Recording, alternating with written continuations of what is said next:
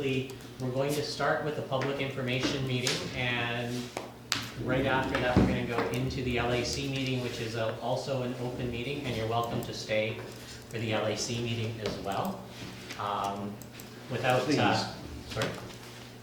So basically the presentation that I have for you in the public information meeting is identical to the presentation that was provided to all of the other water districts. We have 7 different water districts on Bowen Island. Only difference being the information presented to you will be for Bluewater Park as opposed to the other districts. So what will be, have you got the, right here for you, thanks, Steph. Before we get started, maybe we'll just do a quick round table so everybody knows who everybody else is around the table. The presentation is going to be kind of a tag team. I'm going to be talking a little bit, and then Annette is going to be speaking about the building structure and everything, and Glen, who is not here yet, our Director of Engineering, will be speaking to you about the operations of the Bluewater Park system. So again, just I'll repeat myself. My name is Rod Chair. I'm the Chief Financial Officer here and the Municipal Representative. I'm Donna Boite. I'm a Bluewater resident, and this is my first committee meeting. Rob Duffy, Bluewater resident, and first committee meeting as well. Alison Morse, Council Liaison to the Water Committee.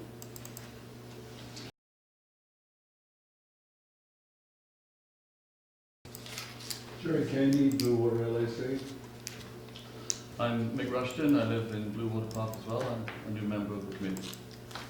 Hi, I'm Adam Holbrooke. I'm currently the chair of the Bluewater Park LAC, hopefully to dispose of that later on this evening.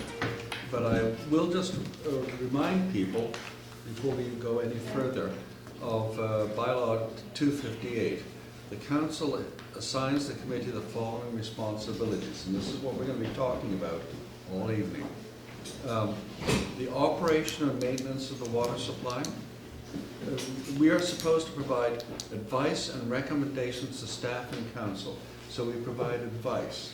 We do not manage. But we provide advice on the operation and maintenance of the water supply. Enactment of such bylaws are as necessary.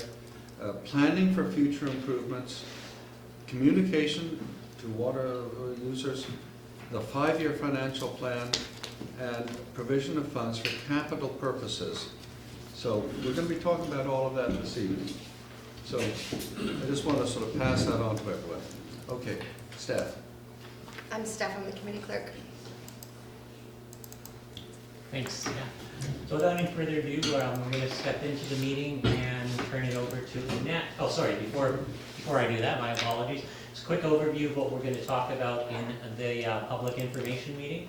We'll be doing a quick overview and summary, so going over some quick facts about the Bluewater system and its rate structure. We've got a graph that shows consumption behavior for the past year. And then we'll be going through the financial reports for last year. So we'll be reviewing the financial results for 2018. We'll be reviewing the 5-year financial plan, which was approved last year. And then we'll be taking a look at your reserve balances, and we'll be looking at the replacement cost, infrastructure replacement cost information for the Bluewater system as well, just to give you context in terms of where your reserve balances are and what the replacement cost of the system would be. And then Glen will get into discussing and sharing the operations side of the Bluewater Park system. So without any further ado, I'm going to turn it over to Annette. Yeah. Just a quick question, just for everybody. Can you go over where the exits are in case there's an emergency? We have to evacuate. Just cautionary. So the exits are right there. I'll let staff do Exit the there honors. to the left. No, there's a window behind it there. Okay. One straight through here. Okay. Yeah, and then the one you would have come in. Great. Thank you. There's a door to the left. Door to the left. That's not wrong. Over to you, Annette. Thanks.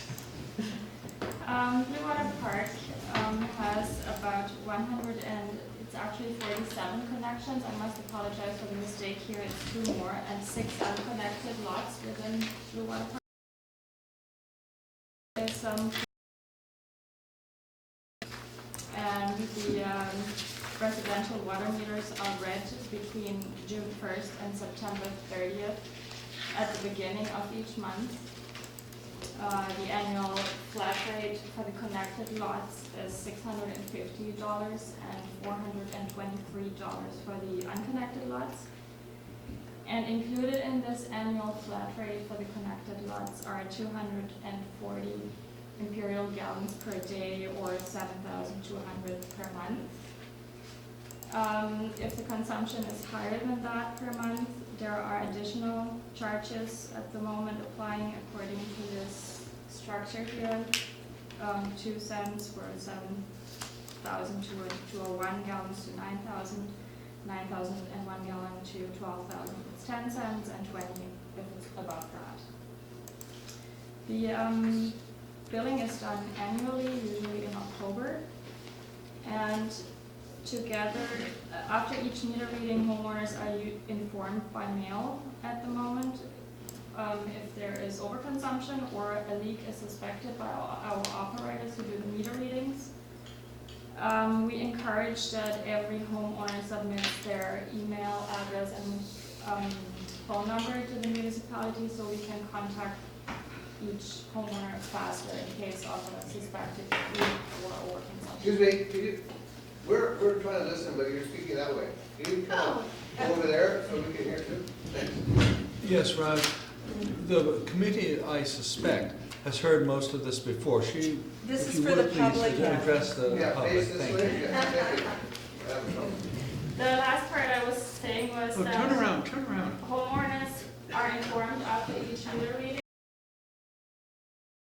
or if the leak better, and we are hoping to do it more and more by phone and by email if you submit us your contact information through the website, so that there is a smaller delay in information that was. I went over the flat rate for connected lots, $650, $423 for unconnected lots, and 7,200 gallons per month are included in the flat rate. Everything that is above that is charged at 2 cents, 10 cents, or 20 cents respectively to the tiered rate.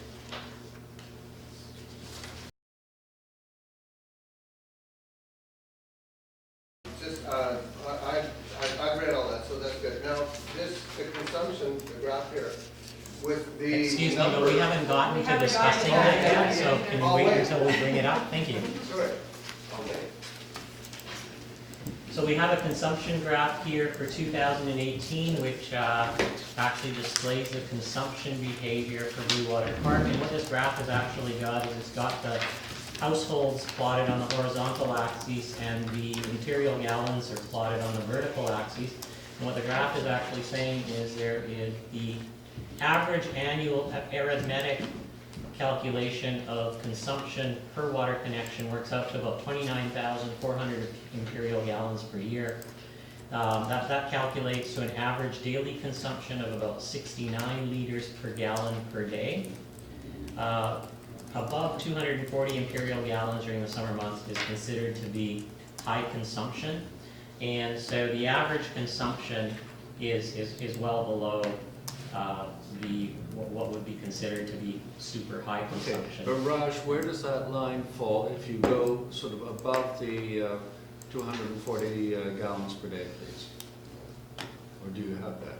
I don't have that. Okay, well, let's just ask that question, because I suspect it tells us that and if you go a little bit further to the right on the graph, there are about maybe a dozen consumers who use more than the 240 gallons per day. Exactly.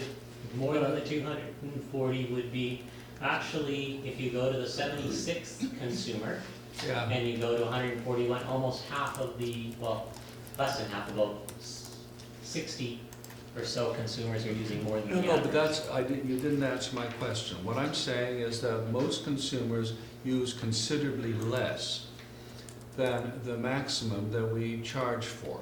Almost What we're less saying- than half. Less than half. Oh, no, it's more than less than half. What I'm saying is that probably less than 10% of the consumers use more than the overall consumption. Now, these are the people who, for whatever reason, and I'm not going to go into why they do it, but consume way more than what we can provide.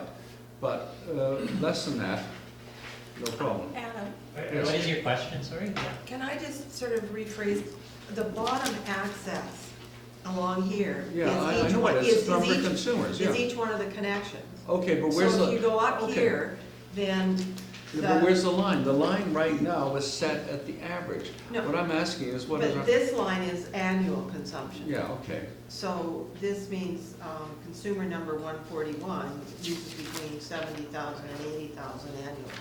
Yeah, Adam, yeah. I think if you do the math, the lines are almost at the same place. The number of days in the metering period is about 120 times the imperial gallons, which is right around 30,000. Well, I'm asking the chair, where's that line go?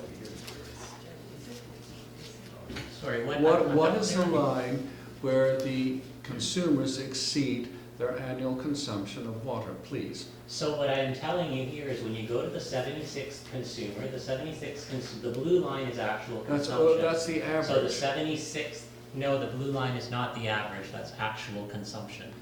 Okay, but then we have a limit of 240 gallons per day, right?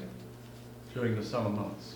Well, It's only measured during the summer. okay, well, Okay, exactly. Yeah, So where would that line fall if What's Adam, all 240 I- times 365? you've got it calculated? I thought you might have worked that one out. Well, mine's close. Carry So- on, Raj, and so I'll do what- the so what calculation. okay, I'll let you do the calculation, Allison. So what you're saying about, from about 126 to 141 household is significant usage. Is significant, exactly.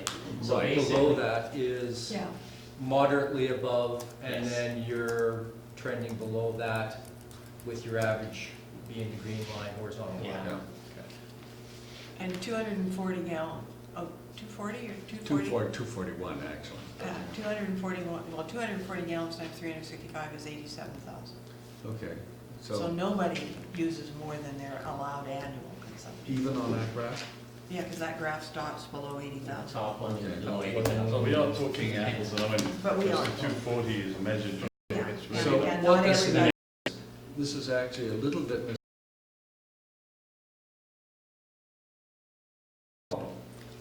during the summer, it's a serious problem.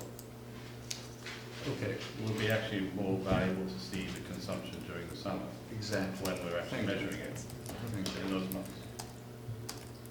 So when we get into the LAC, actually, the committee can make a recommendation. Raj, Peter had a Yeah, question. sorry, go Yeah, ahead. my question is, yeah, that's great, number one is doing great, 31, 141 is not, how does this correlate to address where you are? It It'd be doesn't. good to. We do- can't it's- tell you that. No, You that's- can't tell us that, why is that a According to secret? the Freedom of Information, Freedom of information, what, shouldn't yeah, that be? we can't provide people's Shouldn't we, I'm addresses. not talking about shaming, but if I'm like 126, holy cow, I better do better, right? Shouldn't we know that?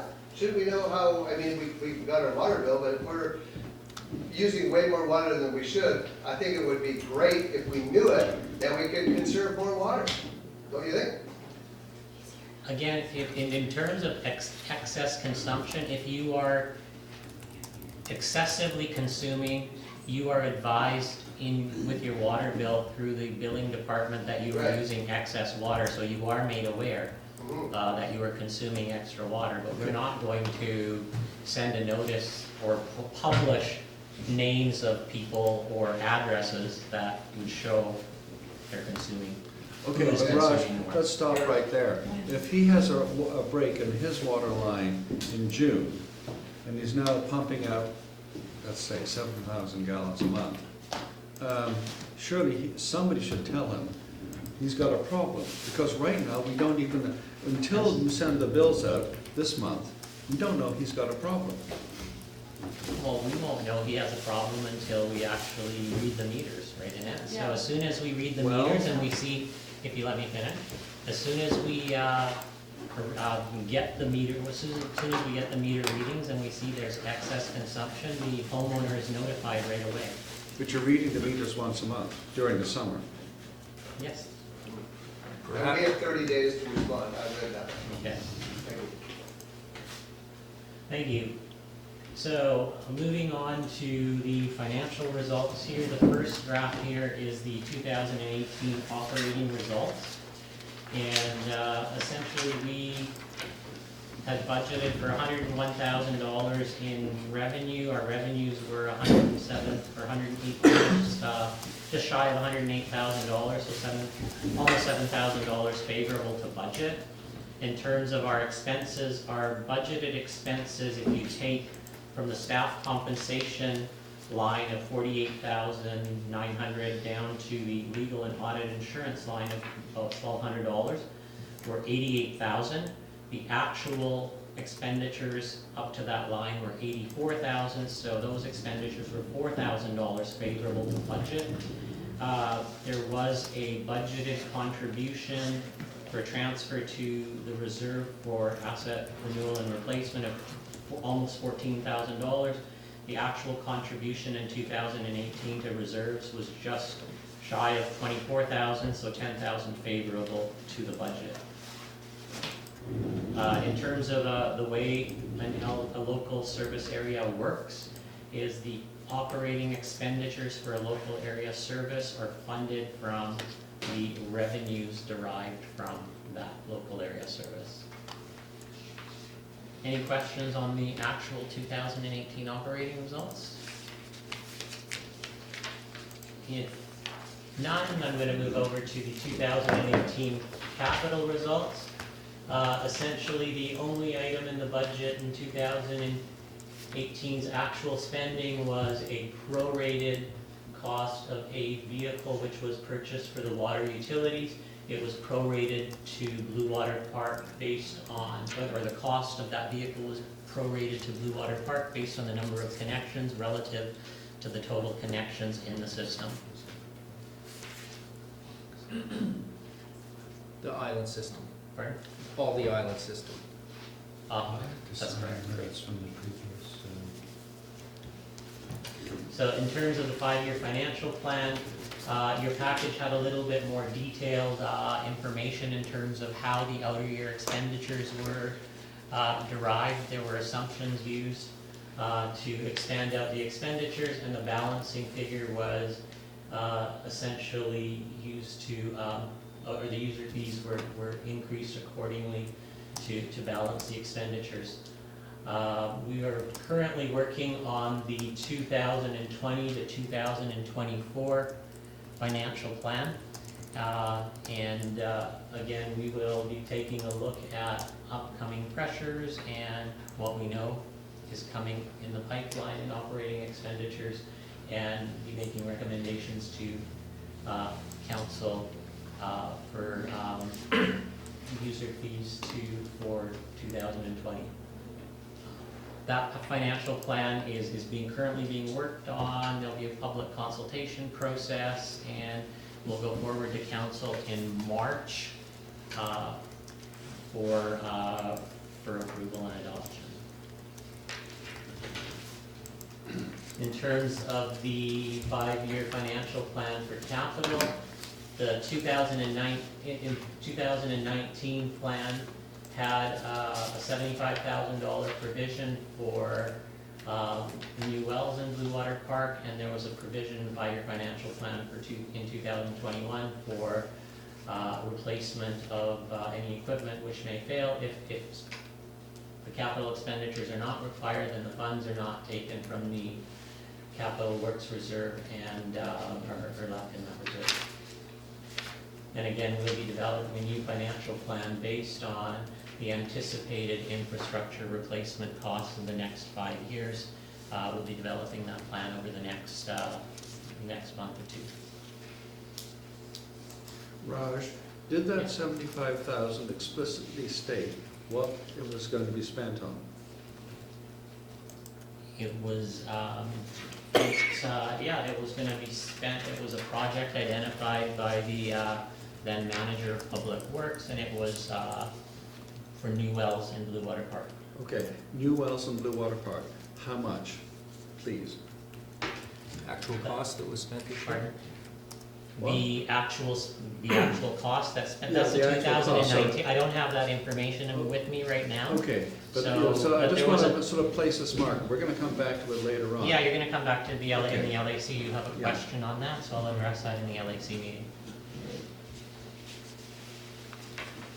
In terms of your reserve balance, at the beginning of 2018, the Bluewater Park had, reserve for capital works, had an opening balance of just less than 194,000. 23,900 was contributed to the reserve. Actual used reserve funds for capital were $6,700, so at the end of 2018, the Bluewater Park Reserve had a balance of just over $211,000. This next, this is, I put a slide in here. This is the old one because, Glenn, have you exited the other presentation? Yeah, so I'll revert back to that. It was a workaround because Oh, we were okay. locked out. Oh, okay. Please wait a moment. Bear with us, slight technical glitch on that slide. Okay, so buzz ahead. Should be the right one. Thanks, Seth. So this slide here is just to provide some context on the Bluewater Park system. The average age of the Bluewater Park system, I understand, is about 49 years old. Most of the infrastructure was installed in about 1970, I believe. So if we needed to replace the entire system today, the replacement cost of that value is approximately just shy of $3.4 million. The reserve balance for infrastructure renewal and replacement as of December 31st, 2018 was $211,000, and the 2018 contribution to reserves was just shy of $24,000. For brand new infrastructure, the general rule of thumb is the annual contribution to reserves should be about 1% of the value of the replacement cost of that infrastructure. So really, if this was brand new infrastructure, ideally the system should be putting aside about $34,000 a year for renewal and replacement needs as they arise. And those will come in bumps. Some years you'll have a very large expenditure, other years you'll have a low expenditure. And this is just to give you context. The reserve balance is fairly light in comparison to the age of the system, and the contribution to reserves is fairly light in terms of what should be put in the reserve on an annual basis in order for the system to be taking care of itself. So we're working on strategies to, or analyzing strategies to more closely have contributions to reserve match the needs of the system. And if there's no questions on this, I'm going to turn the presentation over to Glen to talk about the operation of the system. And sorry, Glen, maybe just introduce yourself to everybody that's here who didn't get a chance to do roundtable introductions. So this is a good place to sort of stick in. The infrastructure is 49 years old. We know that it was built more or less around the year 1980, because that's when the whole area was developed. We do also know that the lifetime of these infrastructure can range anywhere from about 30 years to 90 years. Current engineering practice suggests 50 to 60 years if you're on a good day, and maybe better than that. We also know that the material that was used, and we're going to come back into this in the LAC, was actually not too bad, except in some places. And that's what we've been replacing. So when you start talking about replacement costs and renewal costs and so on and so forth, one actually has to ask the question, where did the replacements really have to occur? Why did they need to occur? For example, many of the houses in Bluewater have what we call the blue pipe. The blue pipe was a 1-inch pipe that the developer at the time acquired from someplace in Japan. The stuff rotted out after 20 years. So that's had to have been replaced over and over again. But the main pipes are normally not too bad. The main problem we have with the piping that we have right now is that it was not of a sufficient diameter to accommodate firefighting and so on. So when we start talking about what is the replacement cost and what is the life cycle of these things, Raj, I would really ask you to think seriously about these life cycle replacement things. I've seen them before at the Treasury Board of Canada, and to be honest, nobody really knows what these things do. You have to have sort of a rather longer term. I'll be honest, in Vancouver, they're still using some old piping that was put down 80, 90 years ago. Hopefully that's not going to be our case, but I mean, we do have to know about this. Go ahead.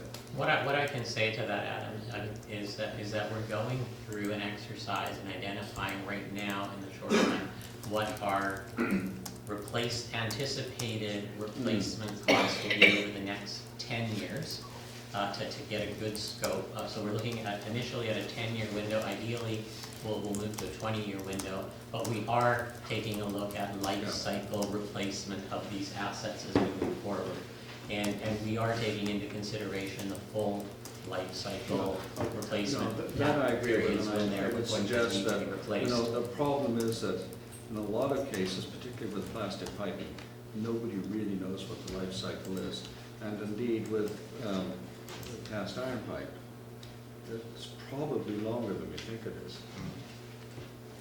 Cast iron tends to rot out, ductile iron has a longer life. Anyhow.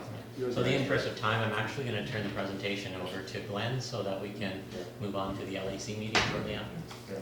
So just my apologies really for being late. For some reason, my calendar, it's a 7 p.m. start, 6 p.m. start. That was my bad, so my apologies. I'm going to start, my focus really is, I know that there's going to be lots of questions and dialogue around current state, but I'm going to start focusing on 2018, and I'm going to start on the water quality side of things. So there's certainly a requirement that Bowen Island regularly tests for a number of constituents in the water, as agreed with Vancouver Coastal Health. That first being chlorine residuals, which are measured on a daily basis at 3 different locations. There's total and fecal coliforms tested weekly, and those are sent to Vancouver Coastal. Also, we are required to test for a couple different disinfection byproducts, which is just a proxy measure for, again, looking at health effects. And those are done twice a year. And also the raw water out of the wells is also sent twice a year. The results are all positive. In all cases, chlorine residuals have, the average has exceeded the target of 0.2 parts per million, but certainly at times they drop below that, which is normal. Vancouver Coastal simply requires additional testing, and it's the validation through the testing of total and fecal coliforms that determines whether or not additional actions are required. In this case, both total and fecal coliforms met the health requirements, and similarly, disinfection byproducts were actually quite low relative to the guidelines, and actually quite a bit lower than many of the other systems on the island. So overall conclusion from a water quality perspective is that we maintained safe water from a health perspective. Certainly then looking at water quantity, which is again anticipated to be an additional conversation, particularly as we move into the LAC meeting later, but we've done some tabulation of the meter readings for 2018, and this is a synopsis of what we saw for 2018. So the total water extracted from the Bluewater pipe wells, Bluewater Park wells, there's 4 of them, was 13,678 cubic meters. The total residential consumption, and this is as measured at the house meters, was 18,721 cubic meters. The total flow imported from King Edward Bay, so there's, as I'm sure you're aware, an interconnect, and there's 2 locations, and there's meters on both of those interconnects. So this is the total imported, so the addition of the 2 at 14,671 cubic meters. There was, I think I stated in the public meeting that we had that water could only flow in one direction, but I was corrected by our operations staff, and in fact, water can flow in both directions. But in this case, there was a total of 43 cubic meters, so it's a nominal amount, but 43 cubic meters of water was transferred from Bluewater into King Edward Bay. So that gives us a net water put into the Bluewater system of 28,306 cubic meters. And again, the net consumed by residents, 18,721, resulting in an unaccounted for water of 9,585 cubic meters for the calendar year. When you break that down into imperial gallons a minute, which is a more common unit that people are familiar with, it's essentially an average flow for imperial gallons per minute. So you're saying that we lost about 10,000 gallons, 10,000 cubic meters over the year? In a year, in the calendar. Okay. So 2018. In 2018. Yeah. So that's, again, an average of 4 imperial gallons per minute. I'm going to stop there for now. I do have, and I can verbally talk a lot more about current state, but I think this is the information that meets the requirements of this particular session, unless folks have particular questions related to 2018. Glenn, do we have meters on all the wells? So we're certain about the flow, the extraction?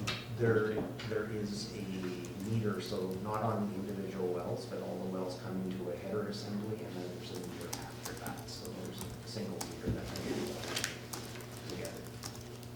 We can't tell particularly which well is producing how much. I can now talk about that as part of the current work, so I'm sure we'll talk about it. Did we pay for the 95, 85 cubic meters in a rate structure? Do we have that amount? That would not have been billed to anybody because it wouldn't have showed up on, correct me if I'm wrong, Glenn, but I don't believe it would have showed up on anybody's water meters, so no, you would not have paid for that. Yeah, it would just be part of the bulk, whatever Yeah. the arrangement is in terms of For transfer. clarification, they paid for the The 14,671. That's correct. Correct. Yeah. Yes. So we paid for 14,000 cubic meters, but we only actually received maybe 4,000, or however you choose to measure it, yeah. Or you could do it the other way So around. 10,000 went missing. Yep. Okay. Now, there are various questions, we can answer them now or later, but I think the obvious one is, where did it all go?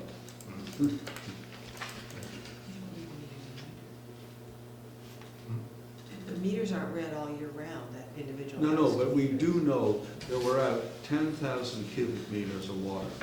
So was that all due to the single leak? Where did it go, if not? That's the first question. The other side of the question is, we're still getting water from the wells. Have the wells recovered since you fixed the leak? Two questions. Do you want me to get into that now as part of this? I think we should get into that in the LAC meeting, because if there is that way we can deal with if there's a Yeah. recommendation to council Yeah. on that. We have questions in the back But- there. Yes. Sure. Just a quick one, because this is a report on the year 2018, is there a reading at the end of the calendar year on all the meters, or how do we know what the consumption was? Or is that really comparing September 30th, 2018 to September 30th, 2017? Mhm. Yeah. maybe Yeah. can comment on that. These particular numbers are comparing October to October. Not So it's the 20. exact. So the, Yeah. So it's so not. the billing period year over year, so really, It's a 12-month. it's October, Yes. it's October 2018 compared to 2017. Yes. So now we're a full year beyond these numbers. Yes. Yeah, okay. But that net consumed by residents is only indicated for the 4-month period that meters are read. That would be September to December, September. And that would be for a year. September to September. Right. Yeah. Because they're So, ready. so that's a one, That's One one full full year. one for- full for year, so they'll consumers. reconcile it to that, and the 4-month is out of the equation at that point. So the Yes. bottom line is we're still missing 10,000 cubic meters. Is there a remote chance all number metric system or imperial system or American system? The way this is showing, this is cubic meters, a lot of it is imperial gallons. Yeah. It's totally confusing. And Canada has been metric since 1973, and we're still talking gallons.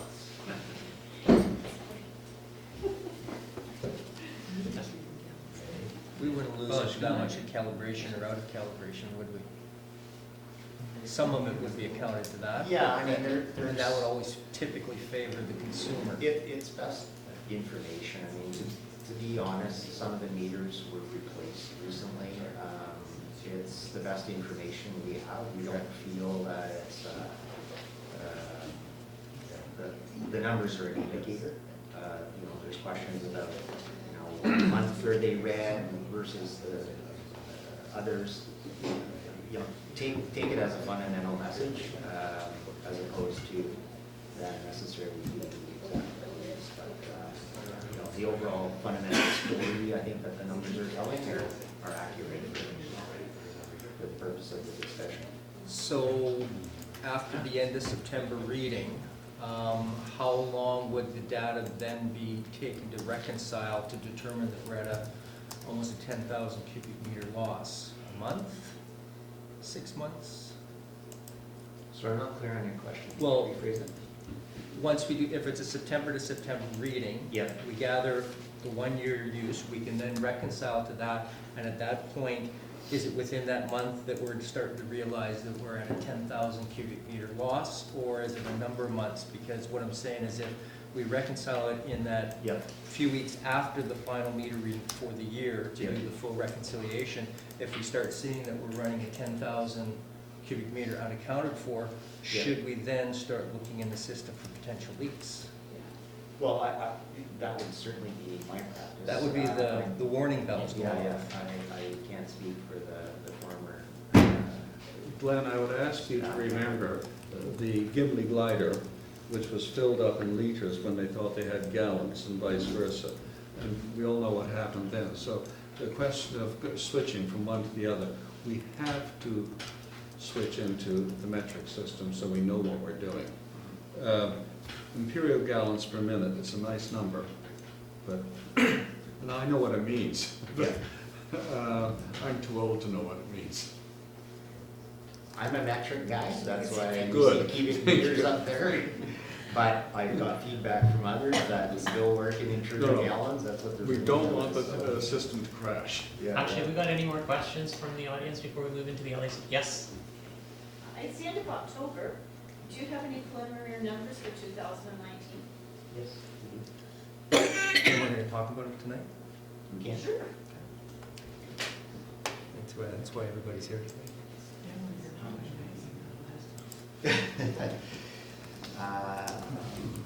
Well, while he's looking for that, can you just clarify where in the operating results the cost of the water we imported from King Edward Bay is? It was included in the supplies. Supply and services? Supplies and services. And how much was that amount? 2018, not For 2018. Can we 2018, get an, well, we there is can a do that. question in the Well, it's in the LAC LAC, questions we'll come back to that, so we can come back to that in the LAC meeting. Oh, I'll just get the slide. So it's in the supply and services number there, and I'll address that in the LAC portion of the meeting. One other question for, as far as measurements go, I was doing PPM, which is parts per million.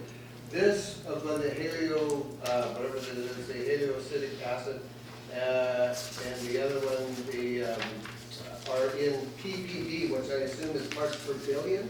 Correct. Okay, so take 3 decimal points to the right? Or, because parts per million is the same as milligrams per liter, basically, 1.99 is there's 2.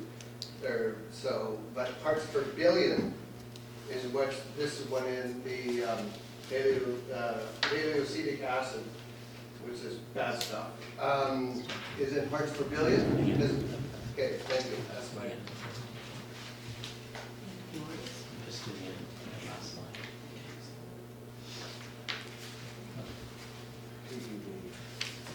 That's the wrong one. Page 8. Just,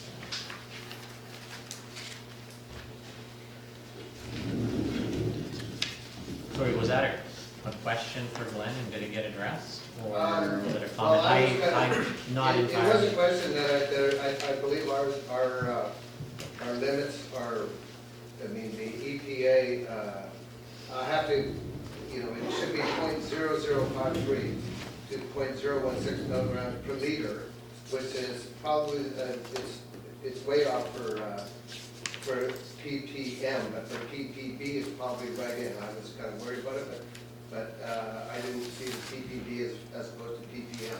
So I would say we're probably okay. It was a little alarming for a while, knowing that we were. It's okay. I think we're gonna live. Well, you're right here. Okay. Hey Glenn, are you doing some calculations I on that am. one for the gentleman at the back? Because that might have went way over my head. I'm sorry. No, I'm doing the 2019 numbers. Okay. The degree we have them. Well, Point. They do range from very low to very high. So while he's, Go ahead. or while he's doing that, is there,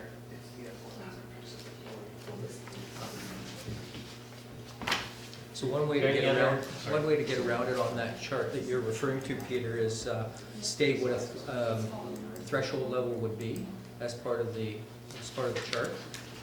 Is that what this regular Is that what this, so recommended maximum. Yeah. So if we start going over that, so these are all in parts per billion through here, I'm presuming. So and if we're, yes, REC is recommended. yes. Okay. So we're well below. Extremely. Oh, yeah, we're well below. Well below? Good. Yeah. And if you look at some of the surface water systems. So 80 ppb is 0.08 to 0.008 ppm. The recommended max on page 8 of 36 is 80 ppb. So Yeah. that would be 0.08 ppm. Does it Yeah, matter? divide by 100,000. Right. So that's, okay. It's a good result, yeah. Much lower than most of the other systems on that. Exactly. The recommendation of the EPA in the United States is from 0.0053 to 0.016 milligrams per liter, which is the same as ppm, right? But not as ppb. So that's for the U.S. 0.06. Standard for, that's haloacetic acid is 0.06 milligrams per liter. So anything more than that can be nasty. Well, we're following that. Okay, cool. Local guidelines. Drinking water. Okay, thank you very much. I'm going to call the information meeting to a close so we can move into the LAC meeting.